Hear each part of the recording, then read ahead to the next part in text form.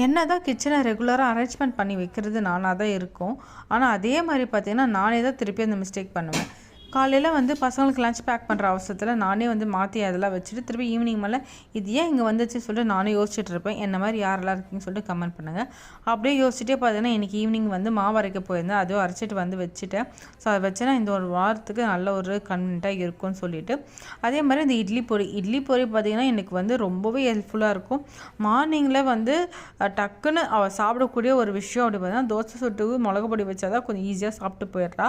அதை தவிர சட்னி கூட கொஞ்சம் அவள் விரும்பி சாப்பிட்றது கிடையாது. அதுக்காக இது அவளுக்கு ரொம்பவே ஹெல்ப்ஃபுல்லாக இருக்குது. பார்த்தீங்கன்னா நல்லெண்ணெயோ கிரவுண்ட் ஆயிலோ ஒரு கோகோனட் ஆயில் ஏதோ ஒன்று கொடுத்தாலும் அதை கன்வீனியண்ட்டாக சாப்பிட்டு போயிடுவா. இல்லை பாக்ஸில் போட்டு கொடுத்தாலும் ட்ராவல் பண்ணும் போது சாப்பிட்ருவா.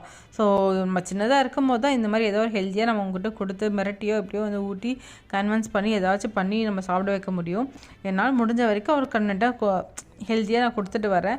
வளர்ந்துட்ட பிறகு வேணாம் சொன்னால் நம்மளால் எதுவுமே பண்ண முடியாது. ஸோ இப்போதைக்கு என்னால் முடிஞ்ச வரைக்கும் ஹெல்த்தியாக பார்த்துட்டு வருவேன். ஈவினிங்க்கு பார்த்தீங்கன்னா டியூஸ்டே ஆல்மோஸ்ட் நான் விளக்கு எதுவே லேட் ஆகிடுச்சு. மார்னிங்கும் வேலை இருந்துச்சு, வெளியே போயிட்டேன். ஸோ அதனால் ஈவினிங் வந்த உடனே பார்த்தீங்கன்னா 7:30க்கு நான் விளக்கேற்றி முடிச்ச போய் தான் டே அண்ட் ஃபுல்ஃபில் ஆகிடுச்சு.